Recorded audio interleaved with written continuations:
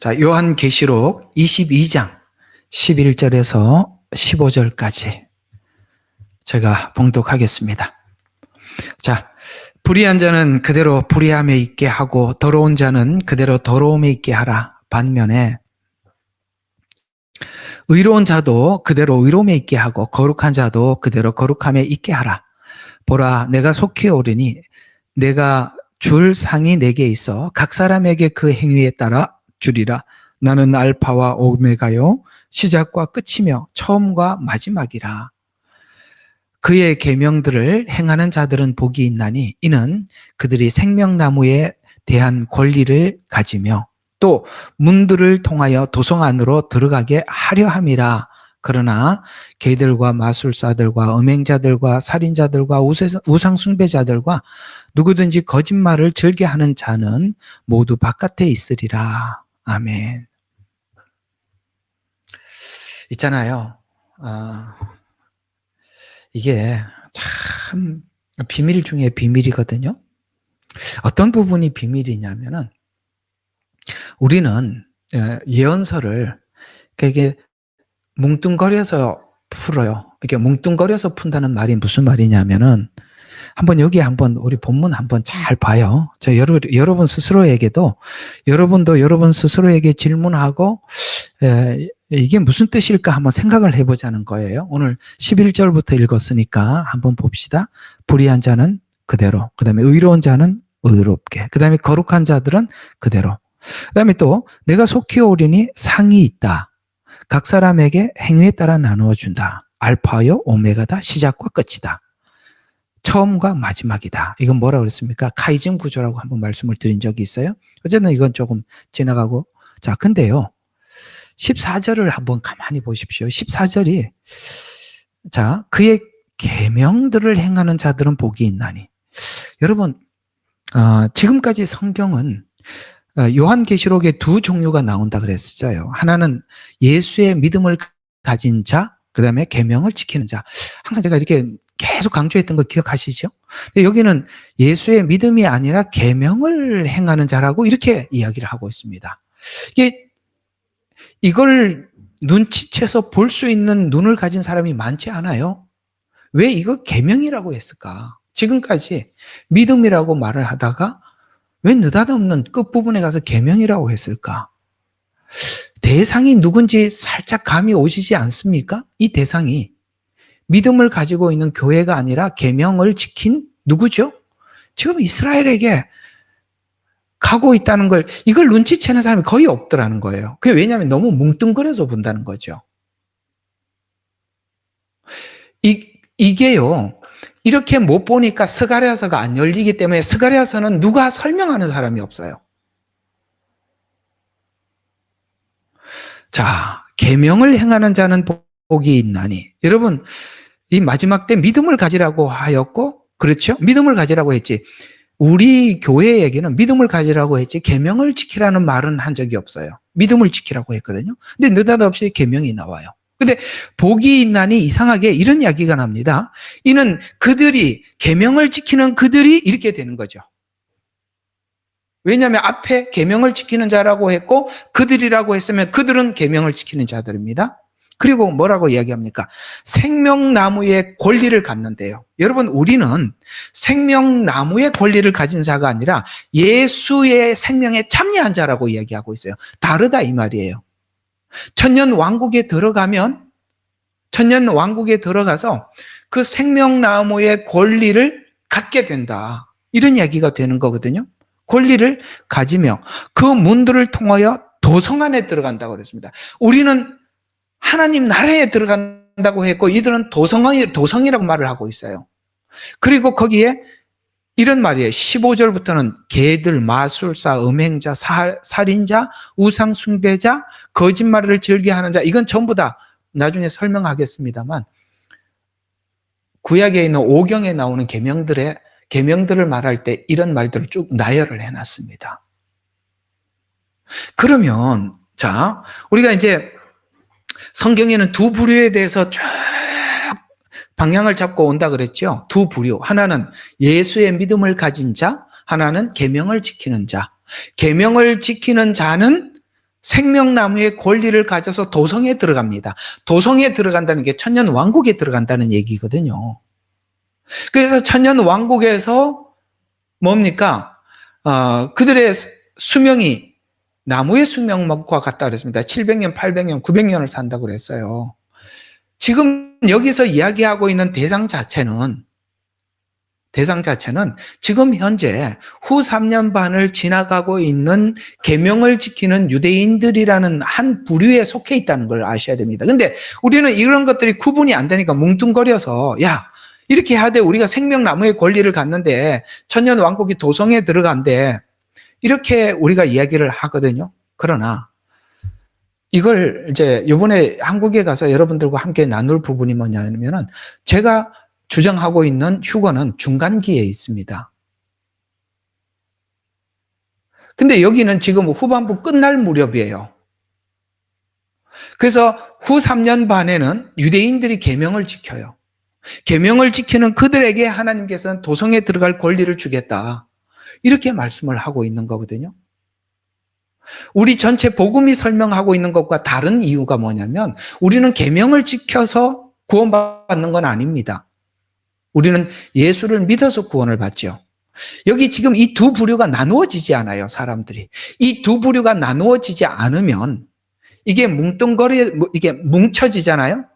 유대인들과 이방인에 대한 이해가 나누어지지 않잖아요. 구약 성경 중에 절대 안 열리는 성경이 있어요. 그게 스가랴예요. 스가랴는요, 이게 나누어지지 않는 사람들은 열려지지 않아요. 자, 한번 물어볼게요. 여러분 성경 아무리 이렇게 유튜브에 한번 검색해 보세요. 스가랴 설명한 사람이 있나?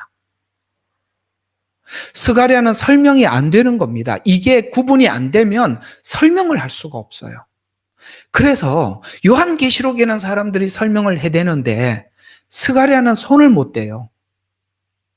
이걸 구분을 할 수 있는 사람만이 스가랴가 설명을 할 수 있는 것입니다. 그래서 이거 끝나면 스가랴 들어갈 테니까 기대 많이 하시라. 이게 구분이 된 사람만 스가랴가 열리니까요. 특별히 스가랴서 후반부의 환란은 후 3년 반에 집중해 있어요. 후 3년 반을 아주 구체적으로 설명을 하는 게 스가랴서 환란기 이야기들이에요. 딱 맞춰보면 정확하게 나오는 것입니다. 그리고 이 스가랴서에서 말씀하고 있던 이런 환란에 관한 내용을 예수님께서 24장에 후 3년 반에 일어날 일들에 대해서 집중해서 설명을 했습니다. 왜? 그때 지금 24장에 있는 이 내용을 듣고 있는 대상이 누구예요? 제자들 아닙니까? 그럼 거기서 말하는 너희는 누구죠? 그걸 알아야 돼. 그 너희를 지금 제자들에게 하고 말하는. 그러니까 항상 이 대화자를 바꾸지 말란 말이에요. 1차적으로 대화자는 예수님과 사도들의 대화예요. 이해가 가요? 거기에 우리는 접붙여 있는 상태에서 우리에게 주는 메시지를 찾아내야 하는 것이지. 그거를 전부 다 우리 걸로 둔갑을 시켜놓으면 여러분 우리가 언제 주님이 우리를 천국 데리고 간다 그러지 언제 도성에 데리고 간다 그랬습니까? 언제 우리가 계명을 지켜서 구원을 받는다고 그랬습니까? 믿어 구원을 받는다고 그랬죠. 확 달라지잖아요. 확 달라진 것을 설명을 하라 그러면은 이걸 설명을 못 해내는 거예요. 왜요? 지금 두 부류가 있다는 걸 모르기 때문에 그러는 거예요. 계시록 안에 두 부류가 있다는 걸 모르기 때문에 설명을 할 수가 없고 그 설명의 가장 맹점은 스가랴서가 열리지 않는다는 겁니다. 스가랴서는 이걸 모르면 풀 수가 없는 거니까 그렇습니다. 자, 오늘은 이제 11절부터 15절까지 있는 이 말씀을 우리 함께 나누어 볼 텐데요. 여러분 있잖아요. 누군가를 만났어요. 그리고 그 사람과 헤어졌어요. 이렇게 한참 만나서 교제하다 헤어졌어요. 여러분 이 두 사람이 만나고 헤어지었을 때 그 헤어진 사람의 기억 속에는 여러분들이 어떤 기억이 남아 있습니까? 누군가와 만나고 누군가와 그 만났던 사람 오랫동안 교제하고 헤어지면 여러분 그 사람하고 만나서 헤어지는 그 중간에 있었던 수많은 일들이 많이 생각이 나요? 아니면 처음 만났을 때와 마지막 헤어졌을 때 가 생각이 나요. 자, 세 군데를 이야기합니다. 자, 만났을 때, 그 다음에 중간에 많은 일들이 있었겠죠. 그 중간에 있었던 일, 그 다음에 제일 마지막. 여러분은 어디가 많이 생각이 나세요? 자, 1번 만났을 때, 2번 그 중간에 많이 교제했던 중간의 일들, 세 번째 마지막 헤어졌을 때 그 사람과 이야기가 뭐 어떤 대화가 어디가 가장 많이 생각이 날까요? 아마도 처음에 만났을 때, 그 다음에 마지막 헤어질 때 남긴 말, 이런 게 생각이 나지 않겠어요? 성경은 이 카이즘 구조, 나는 처음이요 마지막이요, 나는 알파요 오메가요, 이렇게 말씀하고 있다면 하나님은 항상 우리에게 이런 이야기를 하고 있는 것이죠. 내가 처음에 했던 말과 마지막에 한 말들을 잘 기억해둬라. 그만큼 중요하다는 거죠. 그런 의미에서 보면 오늘 여기 22장은 마지막 당부예요. 그러니 오늘 이 이야기는 참 우리가 마음에다 두고 살아야 하는 이야기겠죠. 그래서 오늘은 성경 마지막 메시지, 예언의 마지막 메시지에서 당부하는 말들, 이게 지금 성경의 최고 마지막이요, 계시록 예언서의 가장 마지막이니까 오늘 여기 이야기들은, 당부하고 있는 이 말들은 우리가 정말 귀담아 들어둬야 하고 잊지 말아야 될 이야기겠죠. 여기 있는 이야기들이 도대체 무슨 말인지를 우리는 잘 새겨서 정말 우리에게 마지막 하고 싶었던 이야기가 뭔가. 그럼 오늘 여기 대략 보면 여기서부터 마지막까지 있었던 마지막 당부들은 이런 이야기예요. 나 다시 올 거야. 아시겠어요? 나 다시 올 거야. 이렇게 이야기하셨고, 또 이것이 성경이 밝히려는 마지막이며, 이 모든 것이, 지금 이 모든 것은 알파와 오메가처럼 내가 계획한 일이고 내 주권 안에 있는 일이다. 그 주권 안에 있는 일 중에서 우리가 기다리고 있는 마지막 하나님의 사명, 뭐죠? 하나님 마지막 할 일, 다시 오시는 일이죠. 그게 우리에게는 확고한 믿음이죠. 또 그러면 내가 다시 이 땅에 온다는 것을 믿는다면 오늘 지금 이 마지막 우리에게 부탁하는 이야기가 이거예요. 얘야, 더 거룩해져야 한다. 왜냐하면 더러운 자는 더러운 죄대로 그대로 있게 되고 거룩한 자는 거룩한 대로 있게 되니까 너는 어떤 사람이 될래? 이런 환란이 닥치고 사람들이 이제 야, 세상 끝이네, 마음대로 살아도 되네, 막 하자, 이렇게 해서 그 더러운 대로 네가 들어갈래? 아니면 더 거룩해질래? 라고 우리에게 물으면서, 사실 오늘 이 물음은 더러워지려고 하려고 하는 사람들에게 더 역설적으로 표현하는 이야기입니다. 야, 더러운 자는 더러워진다고 하는데 네가 계속 더러워진다면 너는 누구냐? 라고 하나님이 역설적으로 질문하는 내용일 수도 있고, 또 우리에게는 더 거룩해져야 한다, 더 정결해져야 한다라는 부탁일 수도 있는 것이죠. 그래서 믿는다면 거룩해야 한다.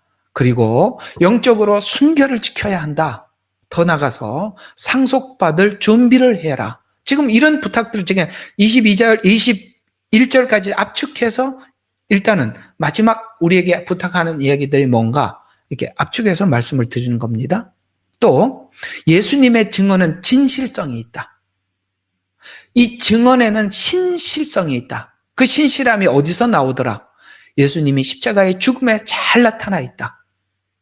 그만큼 신실하다. 우리를 구원하시기 위해서 성육신하셨고 십자가에 죽으실 만큼 그 말에는, 그러니까 우리가 누군가에게 자기 진실을 꺼내놓기 위해서 사람들이 참 그렇게 하면은 안 되는 일이지만 사람들이 막 분신을 하기도 하고 하는 것은 말이 어필이 안 되니까 그렇게라도 해서 자기의 진심을 보여주겠다 라고, 이게 좀 어울리는 이야기는 아니지만 하나님의 진심을 예수님께서 십자가에 죽으심으로써 우리에게 그 진심을 다 보여준 것처럼 하나님의 신실함과 진실함은 이렇게 보여줬다는 것이죠. 그러니까 하나님의 얼마나 진실하고 신실하냐. 그것이 십자가 죽음에서 잘 나타나 있으며 오늘 우리 성찬식에서 말씀드린 것처럼 이것은 내 살이다. 이것은 내 피다. 이걸 먹고 마셔라. 생명수를 마셔라. 그리고 값없이 마시라. 이게 무슨 이야기입니까? 여러분, 값을 치르고 마시라고 한 것은 다 가짜라는 것이죠. 제가 그랬죠. 이 세상에 가장 값진 것은 돈을 내고 받아요? 아니면 공짜로 받아요? 공짜예요. 저는 이런 거, 이거 뭐 다, 이게 돈 주고 사는 게 다행인데, 만약에 하나님께서 앞으로 물값 내라, 공기값 내라, 그러면 우린 다 죽습니다. 공기값 5분만 안 내면 다 죽을 거 아니야. 하나님 공기 안 주면. 물값 안 내면, 물 안 먹으면 며칠까지 살 수 있죠? 모르겠습니다. 이런 건 다 공짜예요. 생명수를 값없이 마시라. 값을 치르고 마시라고 하는 것은 다 가짜 복음입니다.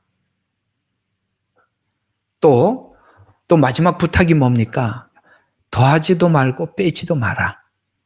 왜 우리가 성경을 변개하죠? 왜 성경을 자꾸 자기 자의로 해석하죠? 죄된 삶을 즐기며 믿으려고 하기 때문에 빼기도 하고 더하기도 하는 것입니다. 그렇게 하지 마라.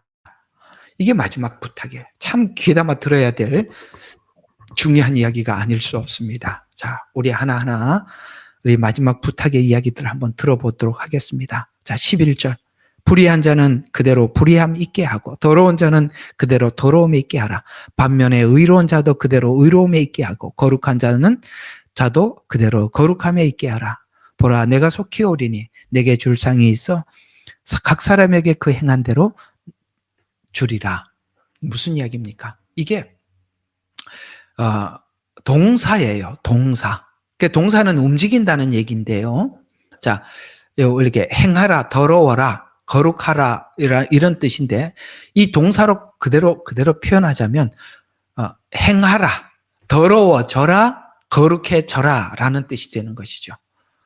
오늘 그 말을 불의를 행하는 자는 그대로 불의를 행하라.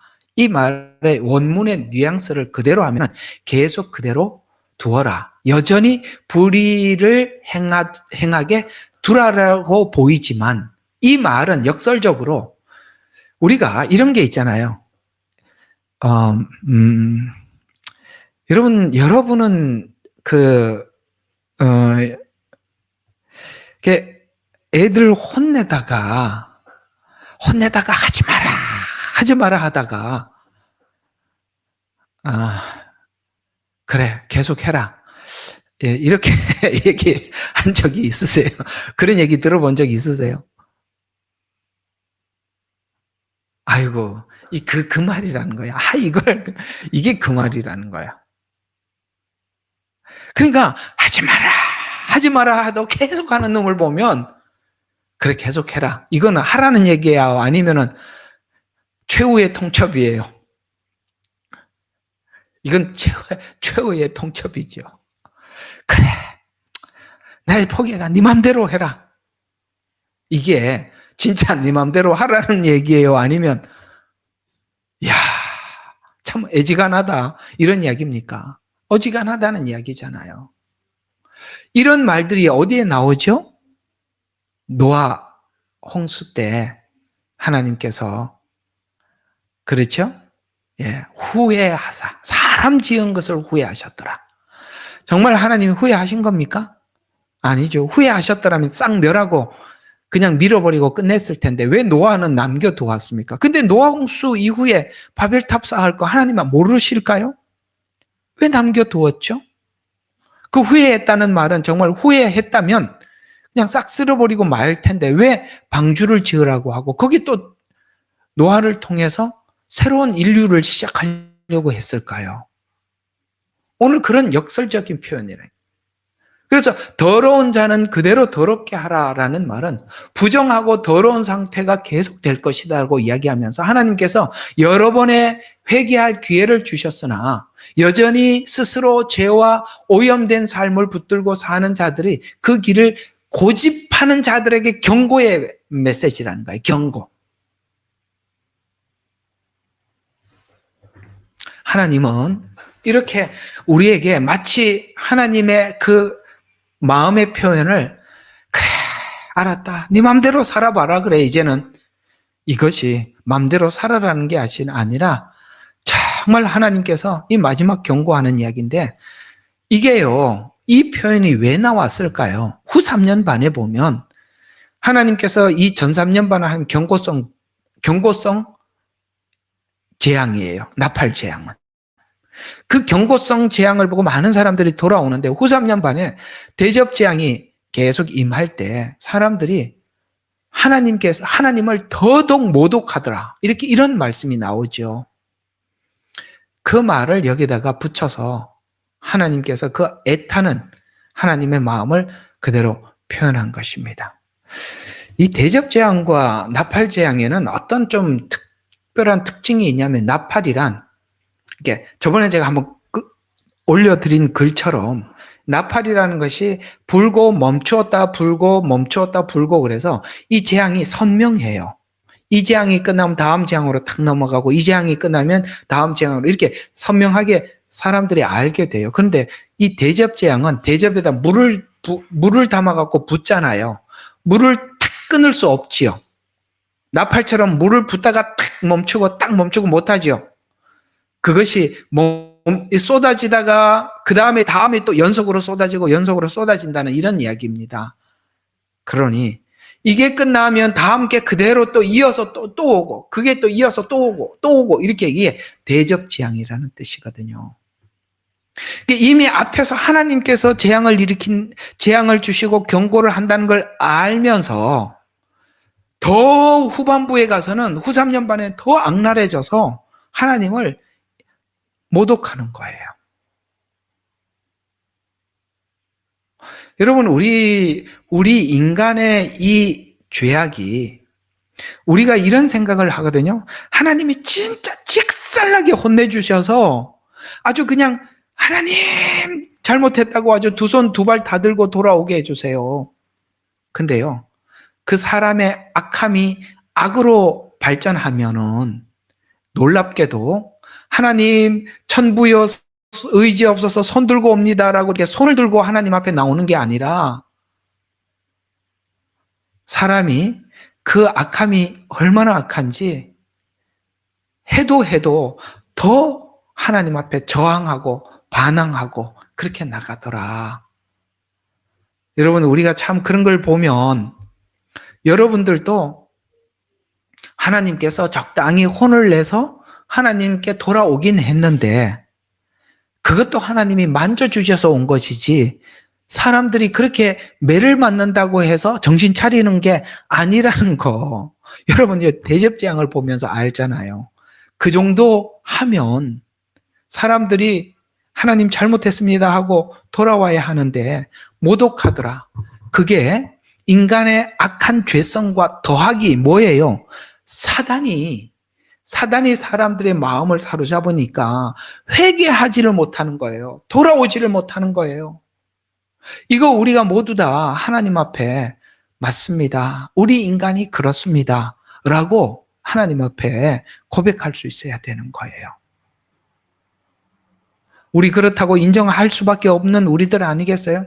우리가 하나님 앞에 많은 매를 맞고 하나님 앞에 혼나서 돌아온 게 아니라 우리는 본질적으로 돌아오지 못하는 악한 존재들이고 그것이 거기다가 사단에게 매여 있어. 후반부에 사단이 바다에서 올라오고 땅에서 올라와서 얼마나 악하게 활동을 합니까? 매여 있으니까 돌아오질 않아요. 너무 사악하잖아요.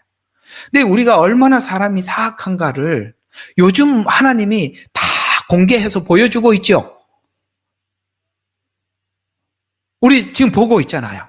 얼마나 악해요. 사람이 어디까지 악한가 참 궁금했는데 이제 확인이 돼서 야, 그렇게까지 갈 수 있는 거구나. 그게 내가 아니게 된 게 다행스러운 거예요. 여러분이 똑똑해서 좌우를 구별한 게 아니에요. 맞지요? 참 신기한 게 뭐냐면은 내가 언제 제 친한 목사님하고 둘이서 이제 막 답답해서 이야기를 하는 거예요. 답답해서 뭐라 그러냐면은 목사님, 나는 여기 뭐 노회 나가면 아주 답답해 죽겠어. 그래서 왜 그래? 왜 그러냐고 물어봤더니 큰 교회에 있는 목사들이 누가 봐도 참 착한데 다 좌파야. 아주 미치겠어. 그래. 거기 사람들이 다 모여 있어. 얼마나 착한지 사람들인데 다 퍼주고 그렇게 잘해. 근데 너무 좌파야. 아주 그냥 윤석열이 하면은 막 이를 갈고 그래. 근데 사람들은 그걸 몰라. 뒤에 뭘 생각하는지. 내가 100% 공감해요. 이 사람들은요. 여러분 이게 얼마나 무서운지 의로운 악이 얼마나 악인지 뭐 아세요? 의로운 악. 그래서 성경은 잠언서는 이런 말씀을 하고 있어요. 우리에게 의가 지나치지 말라고 하는 거예요. 지나치게 의인이 되지 말래요. 그게요, 자기가 선하다고 깊이 빠져 있는데 너무 악해요. 사악해요. 나는 그 이재명 씨 밑에다가 댓글 다루는 거 보면은 건강하소서, 당신만 보면 행복해, 막 이런 이 정신이 아주 하늘로 빠져나간 사람들 그 글을 보면 어쩐대요, 그거. 에?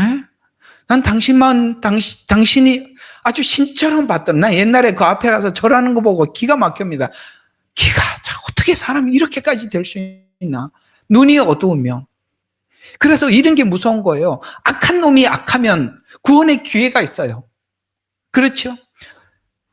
마태나 거기 있는 죄인들은요, 현장에 간음하다 잡혀온 사람들은요, 회개해요. 악한 사람들이 내가 악한 놈이라고 생각하면 기회가 있는데, 진짜 무서운 건 뭐냐면, 위장된 선이에요. 바리새인들. 자기들은 최상의 선을 가진 사람이라고 생각합니다. 예수님을 만나면 어떻게 죽일 것만 생각했지. 예수님의 말에 전부 다 딴지 걸고 저항하고, 아시겠어요? 한 번도 자기들이 받아들이지 않아요. 그게 무서운 거예요. 선한 악. 얼마나 무서운지 몰라요. 탈을 쓴 그 탈이 얼마나 무서운지 아시겠죠? 예. 자연인 그대로의 얼굴은 그냥 점도 보이고 못생긴 것도 보이는데 위장된 악은 너무너무 화려해서 사람들이 분별을 못한단 말이에요. 참 착해 보여요. 있는 건 남 다 갖다 주는 것 같고, 그저 사람들이 힘든 걸 보면은 어쩐대요 하면서, 사람들인데 돈 모아가지고 더 힘든 사람 도와주고 쓰다듬어주고, 그러니 동네 사람들은 전부 다 그렇게 생각하죠. 저분이 진짜라고.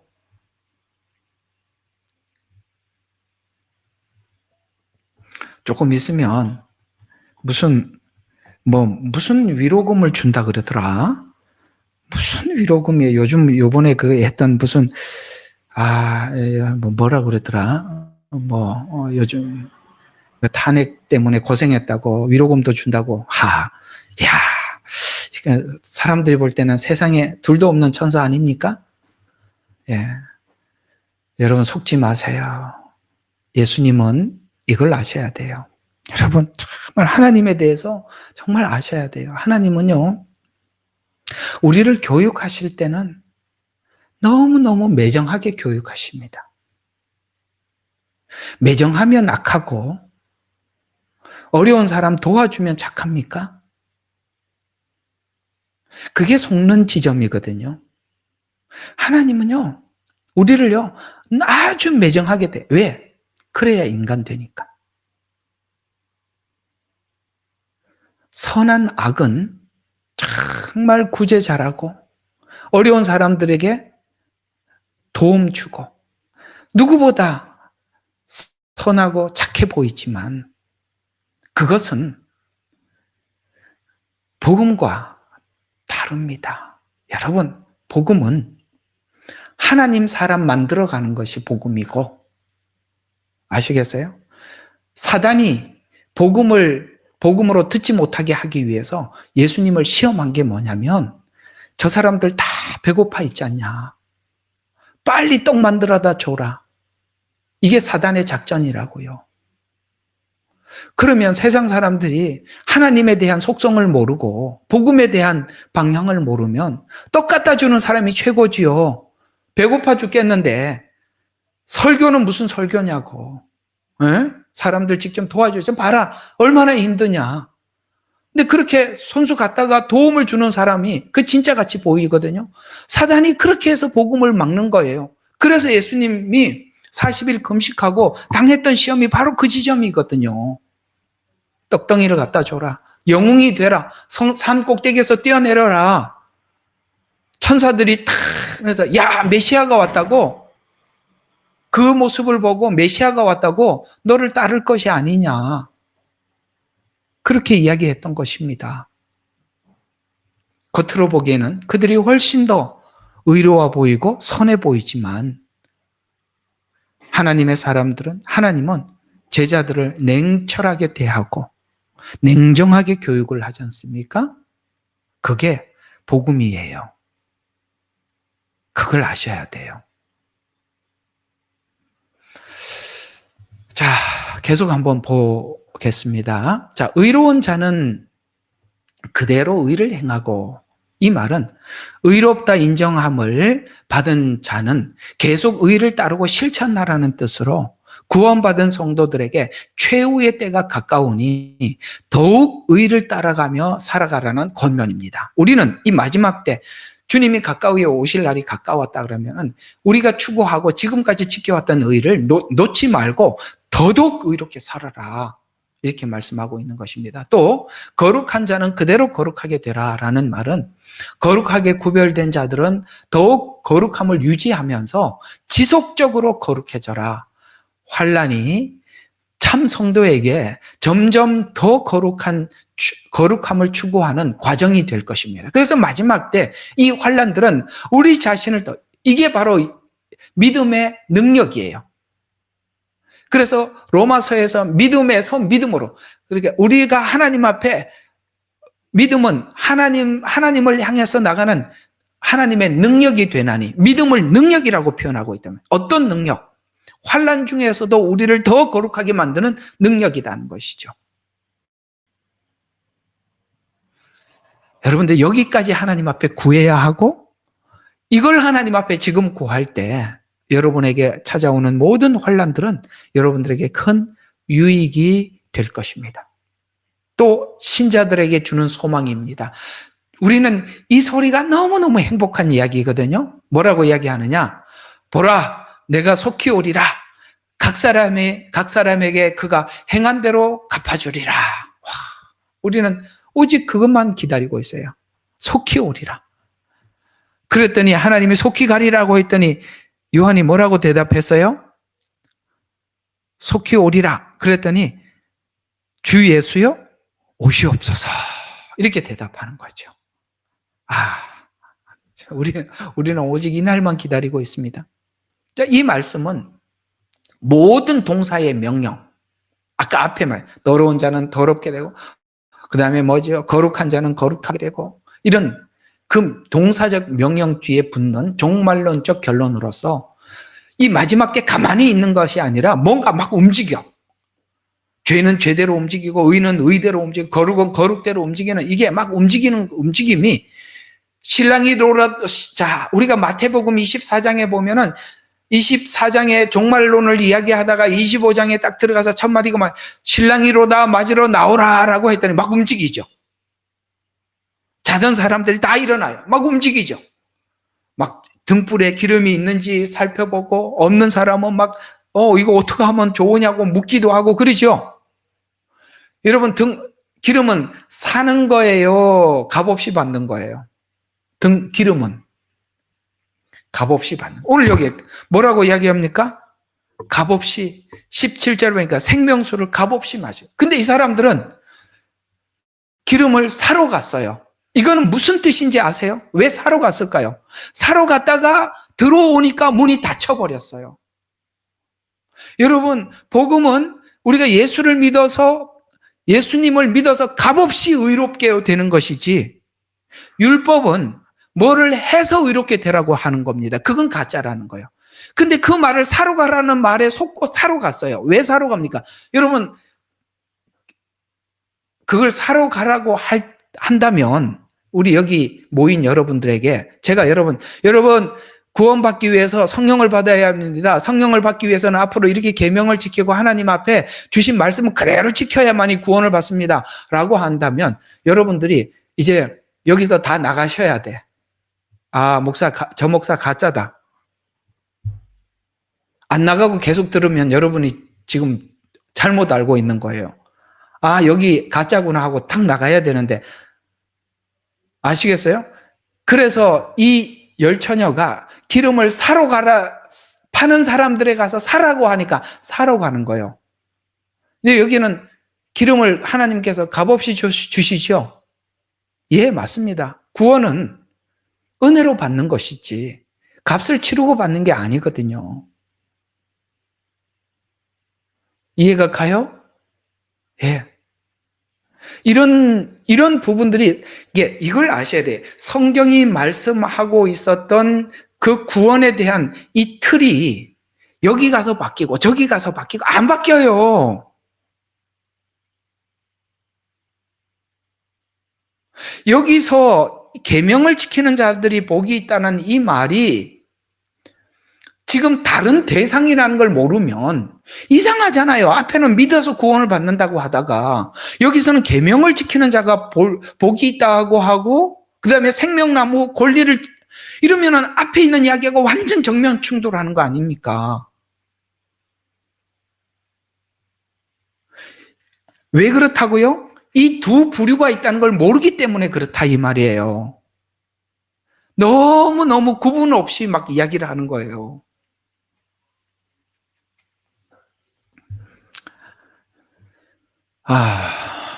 이거 엄청나게 중요한 거거든요.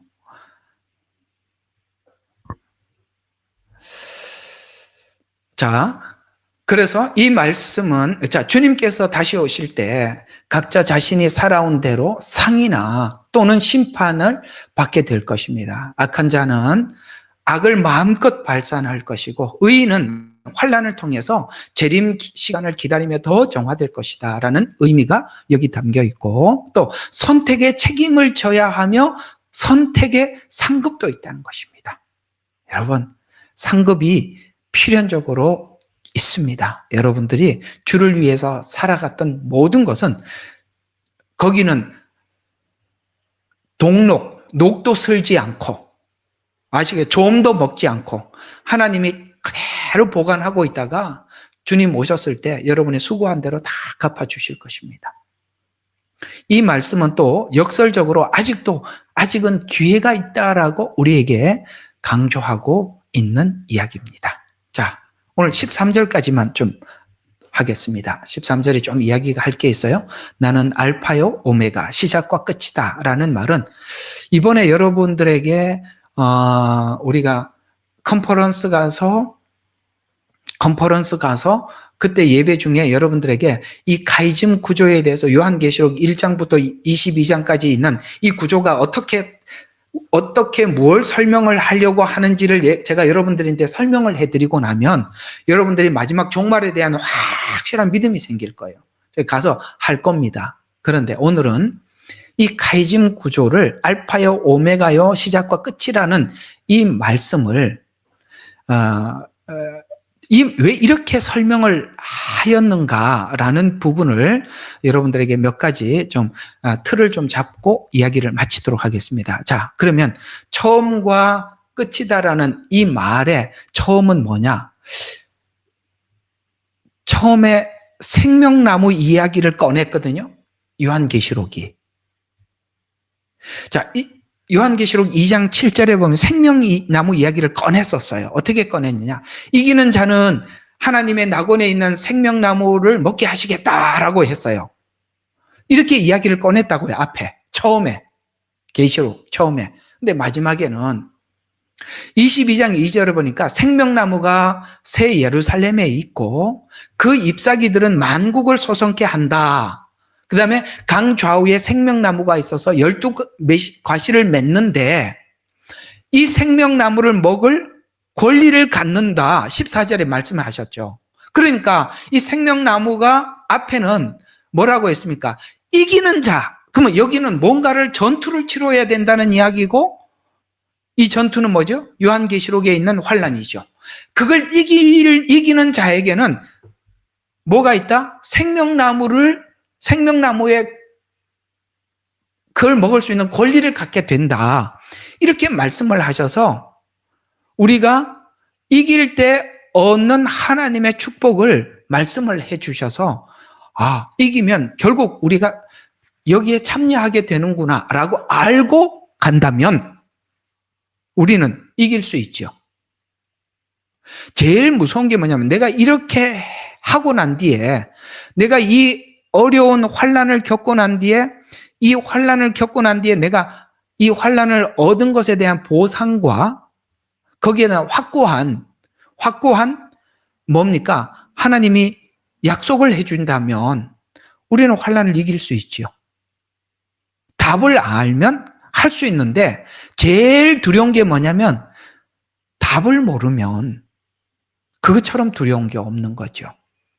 생명나무를 처음에 알파 이야기를 했고 끝에 대답을 해줌으로 인해서 거기에 이기라라고 이야기했으니 우리는 이길 수가 있다라는 이야기가 되는 것입니다. 또 하나, 둘째 사망을 면케하겠다라고 처음에 말씀하셨고 끝에 이야기했어요. 나중에 여러분들에게 이 이야기들을 아주 자세히 1장부터 22장까지 좀 여러분들에게 그때 가서 하도록 하고 오늘은 일단은 맛을 보자는 거죠. 자, 어떤 둘째 사망의 면제라고 말씀하고 있습니다. 자, 처음에는 요한계시록 2장 11절에 이기는 자는 둘째 사망의 해를 받지 아니하리라라고 약속을 했어요. 자, 조건이 뭐예요? 아까도 생명나무 먹는 것도 이긴다는 조건이 있고 여기도 이기는 자에게 주는 조건이죠.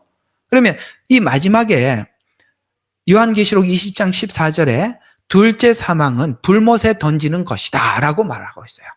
자, 그러면 첫째 사망이라는 것이 있고 둘째 사망이 왜 둘째라고 했을까요? 첫째 사망이 있었다는 것이죠. 그러면 이 첫째 사망은 뭐죠? 육체의 죽음을 이야기하는 것입니다.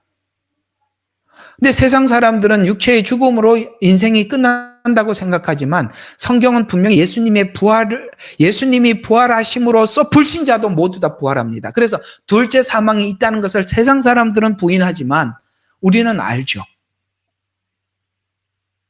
그들도 하나님께서 일으키셔서 어떻게 합니까? 심판하실 겁니다. 백보자 심판을 하실 겁니다. 우리는 부활을 믿지만 저들은 부활을 믿지 않아요. 그래서 우리가 그들에게 복음을 전하면 뭐라고 이야기합니까? 다 에이 무슨 소리 하는 거야? 사람이 죽으면 땅에 묻히면 그만이지 무슨 소리 하냐고. 그래서 둘째 사망을 맞이하는 거예요. 우리는 둘째 사망이 있다는 걸 알지요. 그래서 하나님이 처음에 그 약속을 하셨어요. 야, 이겨라. 둘째 사망의 해를 받지 아니하리라. 계시록 20장 14절에 보니까 둘째 사망은 불못에 던진다라고 말씀을 하고 있습니다. 불못에 던지는 뭐를요? 해를 받지 않겠다라고. 누구와? 이기는 자라고 조건이 붙어 있는 것입니다. 또 세 번째, 하나님의 이름과 새 예루살렘의 이름을 주신다라고 하셨어요. 자, 이거는 무슨 뜻이냐? 처음에 요한계시록 3장 12절을 보니까 이기는 자에게는 하나님의 이름과 새 예루살렘의 이름을 그 위에 기록하리라 이렇게 말씀하셨어요. 이기는 자라는 조건. 그리고 마지막 계시록 22장 4절에 보면 성도들의 이마에 하나님의 이름이 있으리라. 새 예루살렘의 이름을 그 위에 기록하리라. 그 이름이 뭐다? 성도들은 이마에 하나님의 이름이 있으리라. 이렇게 말씀하셨어요. 여러분 그 당시에 이마에 인을 치는 거. 사단도 이제 마지막 때는 누구 건지 이제 새기는 거야. 짐승의 표를 가지고 마귀 거, 이건 내 거! 이래하고 딱 새기는 게 666표고, 하나님의 사람들은 하나님의 것이라고 이마에다가 인을 치는 거예요. 이 마지막 때는 중간에 아무도 없어요. 다 인을 치는 겁니다. 그런 것처럼 성도들도 이마에 하나님이 있어요. 그래서 그런 사람들은 그의 얼굴을 볼 것이요, 그의 이름도 그의 이마에 있으리라. 예, 똑같지요? 예. 표도 이마에 받기도 하고, 그죠? 예. 또 손에 받기도 하고. 자, 네 번째, 처음과 끝을 이렇게 얘기했어요.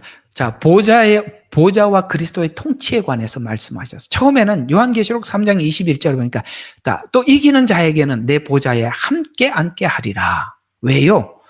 우리는 예수님이 아닌데 함께 앉는데요. 왜일까요? 여러분, 신랑이 앉는 곳에 신부도 함께 앉는 겁니다. 여러분, 대통령이 외국 갈 때 혼자 갑니까? 항상 같이 다니죠.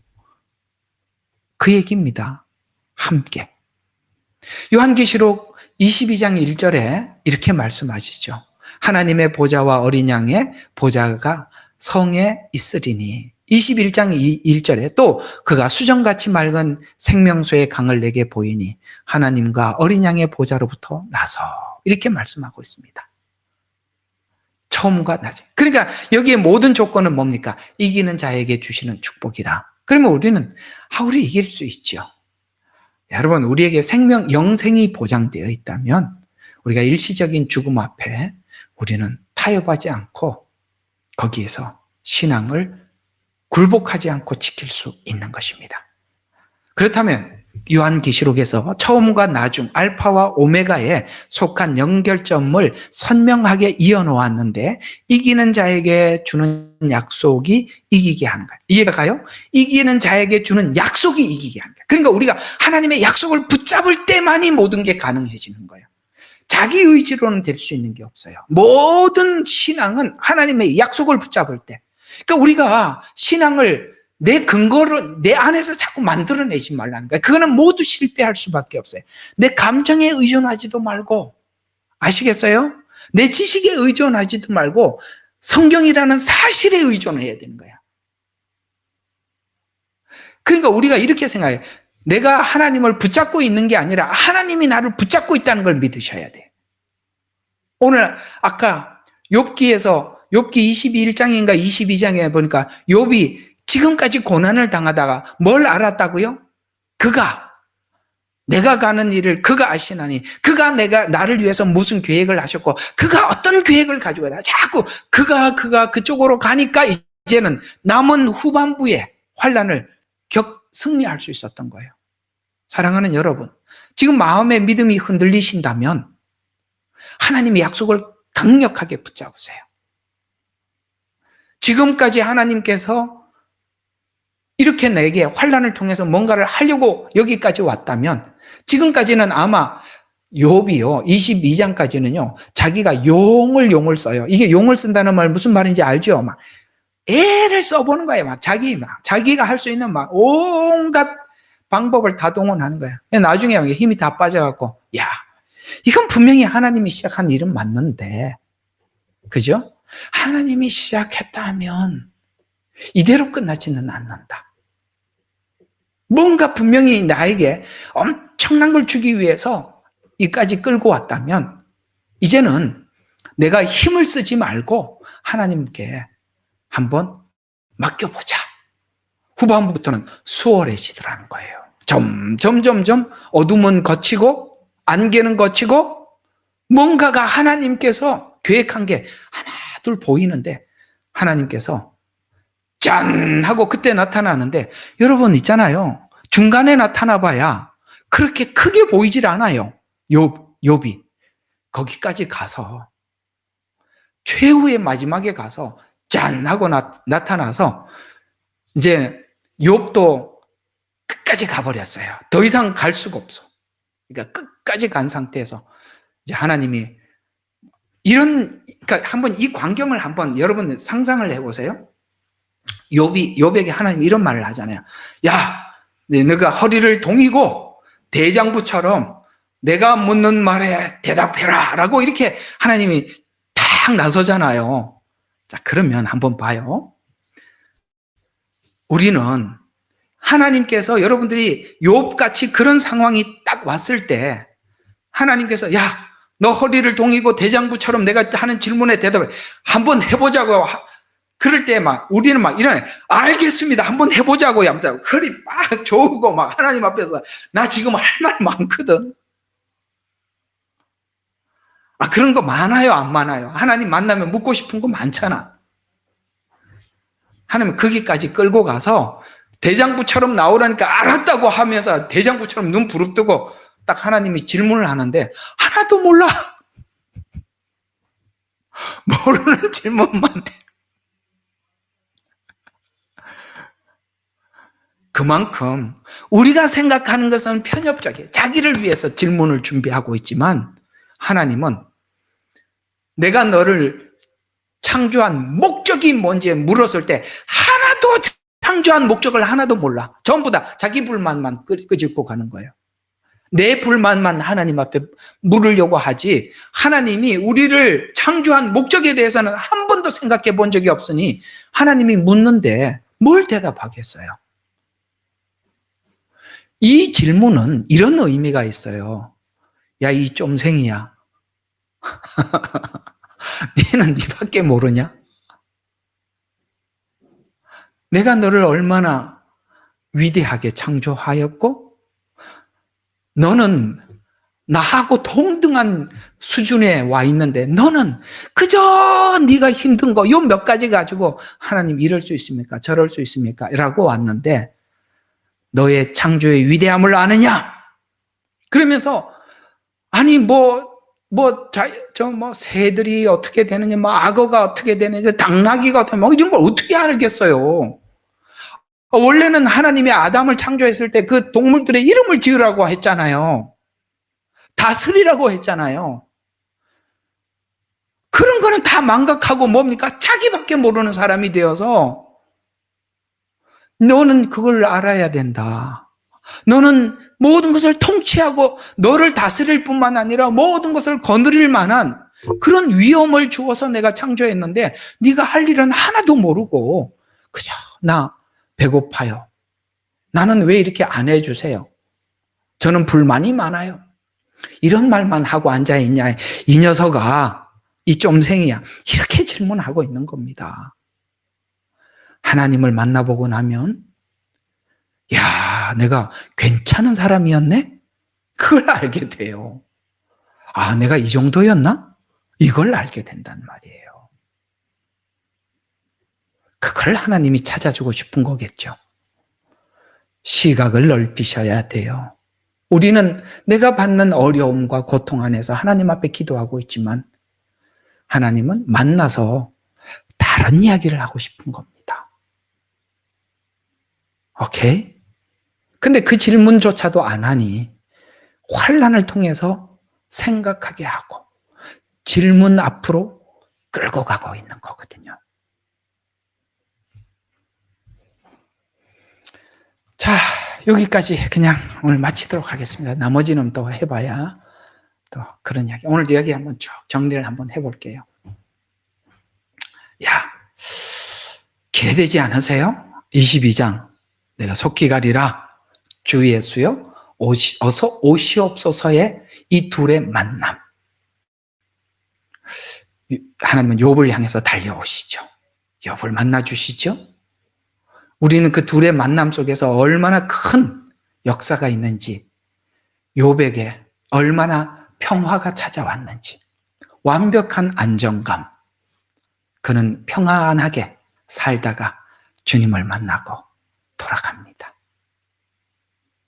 그걸 하나님이 주고 싶은 거죠. 그걸 얻기까지 우리는 하나님을 구해야 하고 찾아야 하는 것입니다. 우리 신앙이 전부 다 요한계시록 22장 20절에까지 와 있기를 바라요. 주님이 오신다는 말에 오시옵소서 준비되었습니다.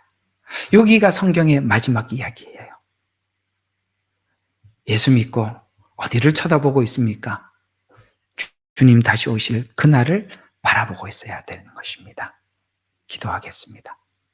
하나님, 오늘은 요한계시록 22장을 통해서 하나님 귀한 은혜를 함께 나누었습니다. 이건 그저 사도 요한의 이야기가 아니라 우리 모두의 이야기고 우리 모두의 소망입니다. 사랑하는 성도들, 오늘 이 지점에까지 와서 주님을 바라볼 수 있도록 하나님 강력하게 붙들어 주시옵소서. 이번 아버지 하나님 2월 달에 있을 모든 일정을 주장하여 주시고 주관하여 주셔서 아버지 하나님께서 준비한 은혜 모든 심령들 깊고 깊은 곳까지 스며서 충만하게 하시고 풍만하게 하여 주시옵소서.